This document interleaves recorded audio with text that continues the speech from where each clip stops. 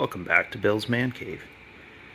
Today we pushed the Dakota out of the garage and made room for the wife's 2016 Wrangler. It's a two-door.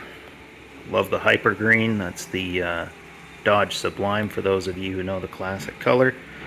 So today we're doing a leveling kit from Rubicon Express. Wow.